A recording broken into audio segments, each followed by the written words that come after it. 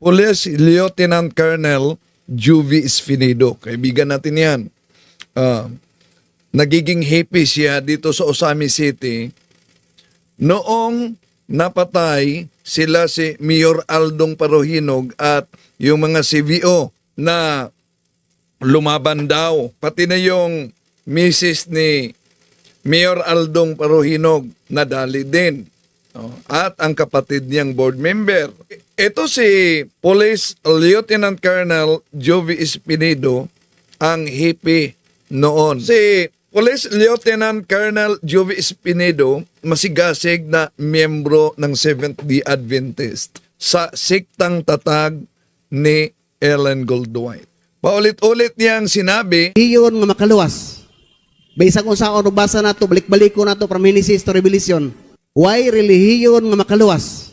Totoo ba na walang reliyon na makapagligtas? Oy, tatalakayin natin at nauna nang may tinalakay din si Father Darwin kaugnay dito. Magandang araw po mga kapuntos, at sa araw na ito po meron po akong tampok na video para sa inyo at sana ay magustuhan ninyo. Kaya sa mga bago pa po sa aming channel, please po don't forget to hit the subscribe button at ang notification bell para maging notified kayo sa bawat video na ilalabas ko sa channel na ito. At bilang kahilingan po ng punto por punto team at naway maintindihan po ninyo, sana po wag nyo pong i-skip yung mga ads sa aming mga video. Sa maliit na bagay na po na yan, malaking tulong po yan sa ating programa at sa ating ministry. Sana po maunawaan po ninyo. Maraming salamat po, kaya wag na po natin patagalin. Simulan na po natin.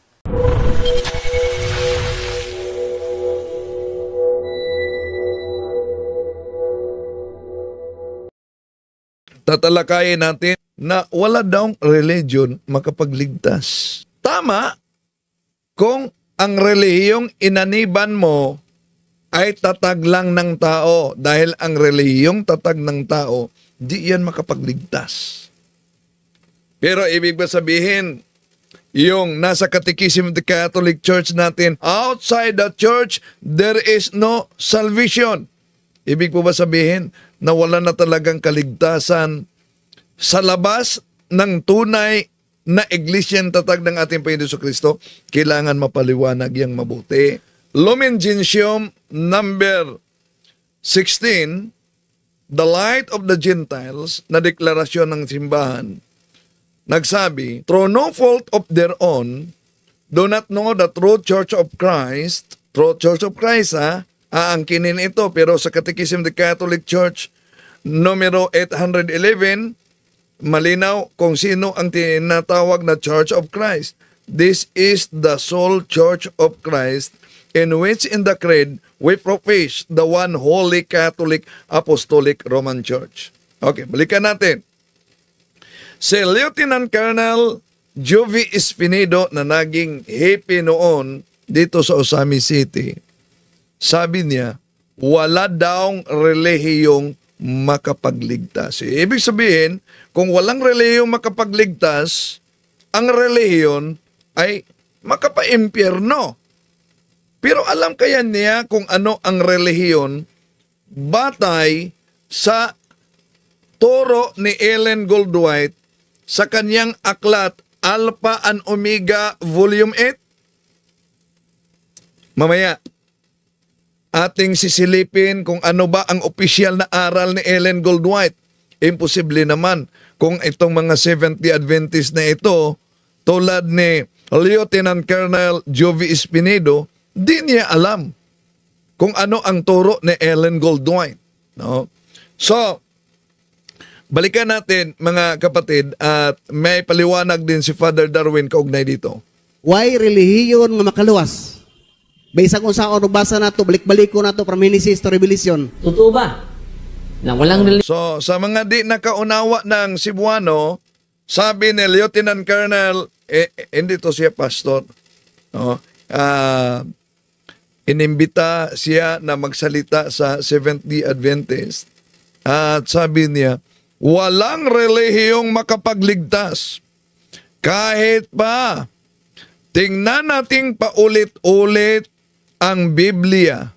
mula sa lumang tipan hanggang sa bagong tipan, mula sa Revelation, mula sa Genesis hanggang Revelation, wala tayong mabasa na may relihiyong makapagligtas.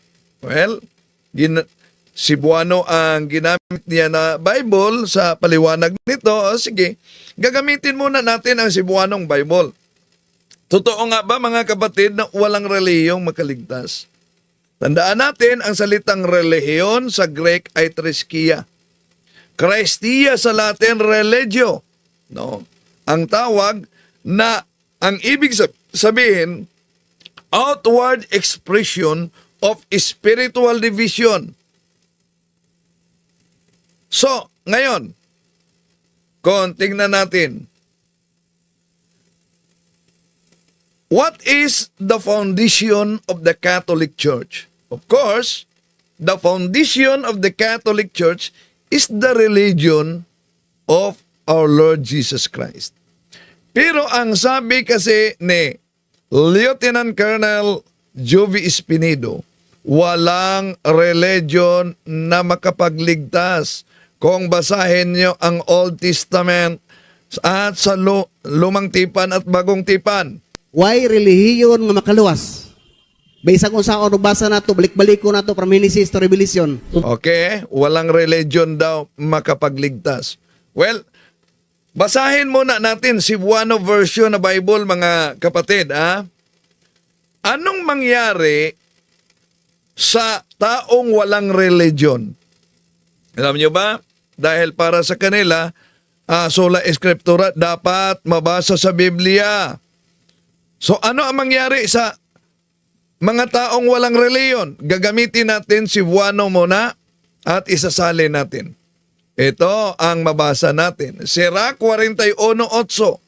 Silutan ang tao nga walay relihiyon nga mibiya sa balaod sa labing halangdon nga Dios.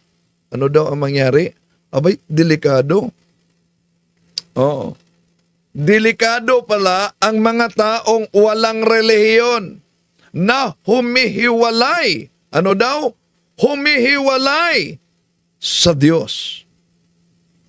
Sabi ni Lieutenant Colonel Jovi Espinedo, walang mabasa sa Biblia. Siguro, di nila nabasa ito. Dahil yung Biblia na dinadala ng mga Seventh Adventist, alam naman natin na King James Version yon. At dalawang ori ang King James Version. May King James Version 1611, may sirak pa yon sa 1611. Dahil yung tinatawag nila na apocryphal books, na tinatawag sa simbahang Katoliko na Deuterocanon, nandun pa ang sirak. 1611 na King James Version, pero pagdating sa isang uri ng King James Version na nailabas sa 1827 sa British Foreign Bible Society, yun na. Ang King James Version, walang mabasang sirak. So, kulang na ang kanilang Biblia. Balikan natin ang sirak pa. Cebuano, Anong mabasa natin sa Sirach 1:28? Ito ang mabasa natin, mga kapatid. Pag matinumanon diha sa pagbansay sa imong relihiyon, sa pagsimba sa Ginoo, himua kini sa tibuok nimong kasing-kasing. Ano daw, inutusan tayo batay sa mabasa na susunod tayo sa itinuturo ng relihiyon, sa pagsamba natin sa Panginoon.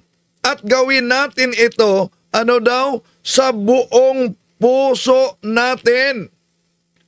Yun ang resulta pag nagbasa sila ng Biblia na kulang. Ang tanong, sa lumang tipan, meron bang tunay na religion? Gamitin natin ang Sirach Kapitulo 49, versikulo 3. Ito ang ating mabasa. Hingpit siya nga miunong sa Ginoo o gilig-on niya ang matuod nga relihiyon ni adtong daotang mga panahon. Ano daw? matuod nga relihiyon, mirong tunay na relihiyon. Tanong, kung tama ang sinabi ni Lieutenant Colonel Juvie Espinido na ano daw? Why relihiyon nga makaluwas? Baisa kung saan basa na to, balik-baliko na to from Genesis to Revelation. Totoo ba? So bago si Father Darwin, wala daw relihiyon na makapagligtas. Well, sisilipin natin ang opisyal na aral ni Ellen Goldwhite, ang founder ng Seventh-day Adventist. Sa aklat niyang Alpha and Omega, Volume 8, sa page 350, 54. Ano ba ang mabasa natin? Ano ang meaning ng relihiyon ayon kay Ellen Goldwhite? Founder ito ng Seventh-day Adventist, ha? O, pansinin ninyo. Ito ang mabasa natin, mga kapatid. Religion, ang tinakay dito, religion, a person's relationship with God, which shows itself in trust and worship, moral responsibilities, and structured doctrine attain the more developed forms of religion. Ano daw? Religion, a person's relationship with God. Ngayon, kung walang relihiyon na makapagligtas, ibig po ba sabihin, yung tinatawag sa aklat ni Ellen Goldwhite, yung nakasulat sa aklat ni Ellen Goldwhite, na ang relihiyon ay a person's relationship with God, which shows itself in trust and worship. Ibig po ba sabihin, mga kapatid, yung person's relationship with God, hindi yan makapagligtas ng tao? Aboy, isip-isip naman pag may time. Ha? Okay. Sa bagong tipan, ano ang mabasa natin kaugnay sa relihiyon? Dahil wala daong religion na makapagligtas. Ha? Ang mga apostol ba ay may religion? Kung walang religion, itong mga born again, iwan ko kung official ba ito na aral ng Seventh-day Adventist. Dahil taliwa sa nakasulat sa Alpha na Omega, Volume 8 ni Ellen Goldwhite. Sa Biblia, anong mabasa natin sa 1 Timothy chapter 3, verse 16? Without any doubt, the mystery of our religion is great. He was revealed in flesh, vindicated in spirit, sent by angels, proclaimed among Gentiles, believe and throughout the world, take him up in glory. See, ano daw ang mabasa natin sa Biblia, mga kapatid? Napakalinaw ang sinabi ni San Pablo. Our religion. Our religion. So, meron palang religion ang mga apostol. Ngayon, sa bagong tipan, gagamitin natin ang translation na Biblia na Basic and English, Bible and Basic English. Sa 1 Peter chapter 4 verse 18, ito ang mabasa natin, mga kapatid. And if it is hard for even the good man to get salvation, what chance has the man without religion or the sinner? So, ang makasalanan ay katumbas sa isang taong walang relihiyon. Malinaw dyan, mga kapatid. Ngayon, tingnan pa natin ang mabasa sa Biblia, dahil ang sabi ni Lieutenant Colonel Juvie Espinido, sa Old and New Testament, wala kang mabasa. Punta tayo sa New Testament. Ito ang mabasa natin sa 1 Timothy chapter 4 verses 7 up to 9. don't have anything to do with worthless, senseless stories. Work hard to be truly religious, as the saying goes. Exercise is good for your body, but religion helps you in every way. It promises life now and forever. Ano daw? Ulitin natin. It promises life now and forever. Oh, sabi nila, di makapagligtas yung religion. Baka di nila natuntun ito, mga kapatid. Okay, pakinggan natin si Father Darwin, ha? Pakinggan natin ang paliwanag ni Father Darwin kaugnay sa mga sumasalungat na di na kailangan ang religion. Walang religion makapagligtas sa tao. Ibig sabihin, kung hindi makapagligtas ang religion, ang religion makapa-imperno. Meron bang religion na makapagligtas? Yes. Ang tunay na reliyong tatag ng ating Panginoon Jesucristo. How about yung religion na tatag lang ng tao? O sa Lumen Gentium number 16, nakasulat, through no fault of their own do not know the true Church of Christ, but nevertheless seek God with sincere heart and try in their actions to do His will, as they know it through the dictates of their conscience, they too may receive salvation. Yung mga inosente na mga tao na hindi nila alam na yung inaniba nilang sikta, tatag lamang ng tao, tatag lamang ni Eliseo Soriano, tatag lamang ni Felix Manalo, tatag lamang ni Ellen Goldwhite, tatag lamang ni Muhammad, tatag lamang ni Kibuloy. Kumusta na kaya si Kibuloy ngayon? Tatag lamang ni Kibuloy. So, di nila talaga lubusang alam. Ang akala nila nasa tunay sila na simbahan. So, through no fault of their own. However, sa Lumen Gentium, Light of the Gentiles, number 14, ang sabi dyan, the Church of Christ must be in nature, in service. It served men through the 12 apostles. It is to this church that all are obliged to belong in order to be saved.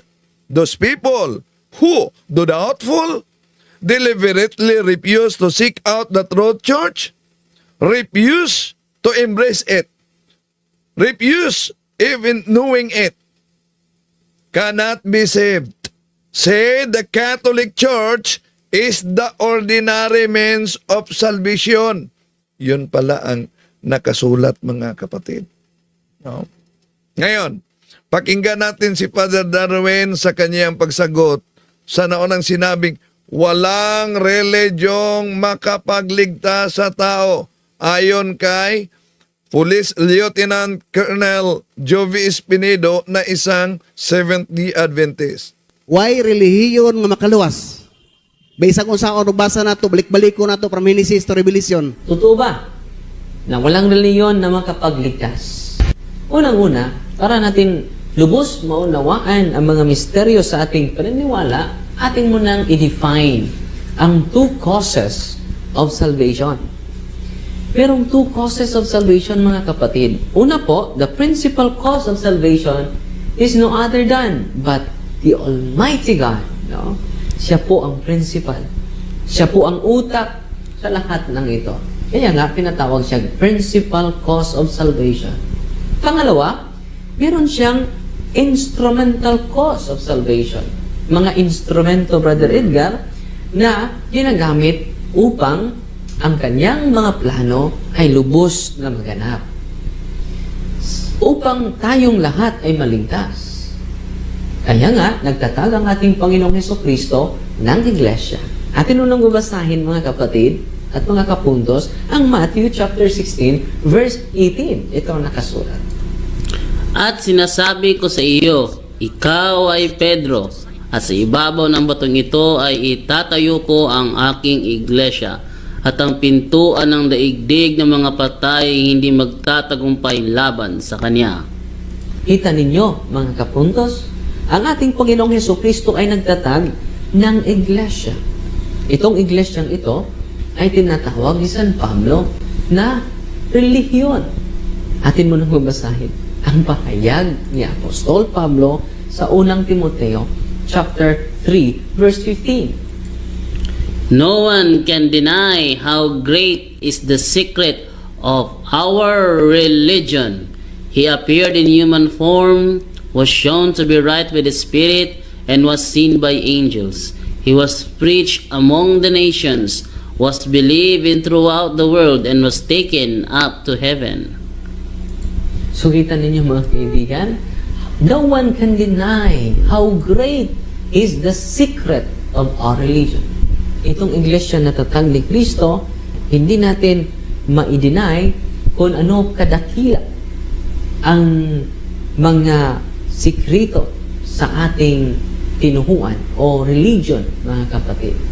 At dahil po, ito pala ang kasangkapan sa ating Diyos upang marami ang maligtas. Atin mo nang babasahin ang Gawa, Kapitulo 2, versikulo 47. Ito ang nakasulat. Praising God and enjoying the goodwill of all the people. And every day the Lord added to their group those who were being saved. So kita ninyo mga kapuntos, no? Klarong-klaro po. Linaw na linaw. Linaw pa sa sikat ng araw. The Lord added to their group those who were being saved.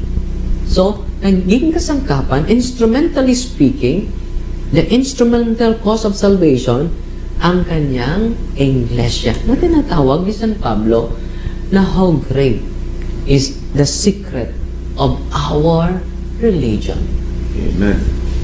At meron pa tayong karagdagan dito, Brother Edgar, na mababasa talaga natin na ang religion is a great help in every way and it can bring us to eternal life. At tinunong mabasahin ang pahayag ni Apostol Pablo sa unang Timoteo chapter 4 verse 8. Ito ang nakasulat, kapatid. As the saying goes, exercise is good for your body, but religion helps you in every way. It promises life now and forever. These words are worthwhile and should not be forgotten. So kita ninyo mga kaibigan, no? Exercise is good for your body, but religion helps you in every way. Sabi nila, mga kapatid, hindi na kailangan. But sabi ng salita ng Diyos, helps you every way. And it promises life now and forever. So makaligtas talaga. Amen. Makahatid sa atin. Meron siyang promise. Life now and forever. At sabi naman sa talatang bago nating binabasa, these words are worthwhile and should not be forgotten. Bakit nakalimot kayo nito? Akala ko, no? Kinakain nyo na ang salita ng Diyos. Araw-araw, meron isang kaibigan natin, Brother Jando, sabi niya, hindi nyo ba alam? Umaga, tanghali, at hanggang gabi, kinakain ko ang salita ng Diyos. No?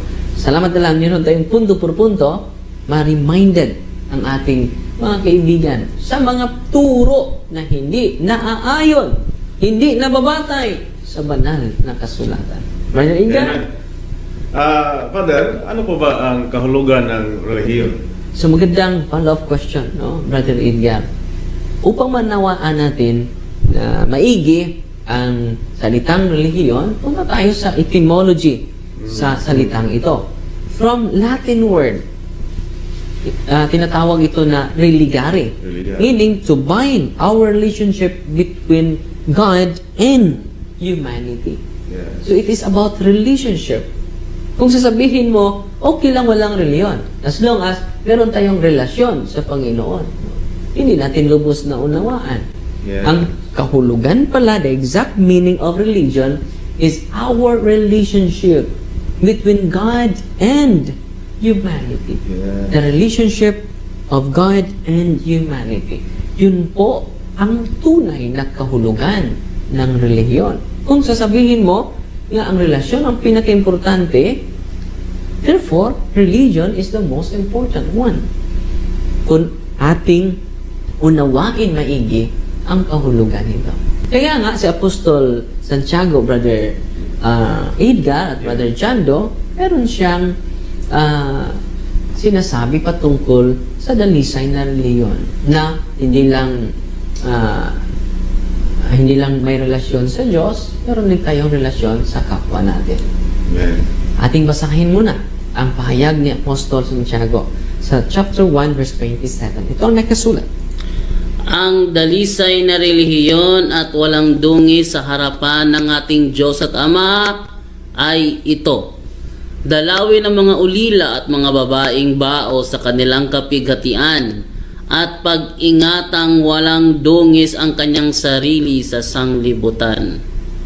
So, yun po ang kahulugan ng relihiyon. From Latin word, religare, which means the relationship between God and humanity. Hindi maganda na lagi lang tayong nagdadasal, pero wala tayong mabuting relasyon sa ating mga kapitbahay, sa ating mga kapwa. Okay, so malinaw na ang pahayag ni Father Darwin kaugnay sa pagsagot nitong kadalasang mapakinggan natin, marinig natin, di lang sa mga born again, ito na pakinggan natin, natunghayan natin, galing mismo kay Lieutenant Colonel Jovi Espinido na ano daw? Why relihiyon nga makaluwas? Baysa kung saan basa na to, balik-baliko na to from Genesis to Revelation. Why relihiyon nga makaluwas? Baysa kung saan basa na to, balik-baliko na to from Genesis to Revelation. Oh, yan. Walang religion na makapagligtas kahit pa ulit-ulitin natin sa pagbasa. Mula sa Genesis hanggang Revelation, wala tayong mabasa na may religyong makapagligtas. Pero ibalik natin yung argumentong yan. Kung ang argumento ni Police Lieutenant Colonel Jovi Espinido na walang relihiyong makapagligtas kahit pa babasahin natin mula sa Genesis hanggang Revelation, meron ka bang mabasa din? O kahit ba sino mang mga anti-Catholics na walang religion, yung mga anti-religion na sekta, meron ba kayong mabasa din from Genesis to Revelation na nagsasabing ang relihiyon ay hindi makapagligtas? Kung ang relihiyon ay hindi kailangan at hindi makapagligtas, anong kabuluhan nitong aklat ni Ellen Goldwhite, Alpha and Omega Volume 8, na kung tingnan natin ang pahina 354, malinaw ang sabi. Religion, a person's relationship with God. Ano daw? Isa-isahin natin. Ang religion, a person's relationship with God. Tanong, kung ang relihiyon ay hindi makapagligtas ng tao, at sa definition ni Ellen Goldwhite sa kanyang aklat, a person's relationship with God, ibig po ba sabihin, yung a person's relationship with God na definition sa salitang relihiyon, di pala yun makapagligtas ng tao? Ano pa ang sabi dito? Religion, a person's relationship with God, which shows itself in trust and worship, na nagpakita sa pananalig at pagsasamba. Tanong, yun po bang pananalig at pagsamba sa Diyos ay hindi makapagligtas? Ano pa ang sabi ni Ellen Goldwhite? Moral responsibilities and a structured doctrine attend the more developed forms of religions. Itong sinabing moral responsibilities, ang moral responsibilities ba ay hindi rin makapagligtas. Ano ang makapagligtas? Yung immoral. Isip-isip naman pag may time.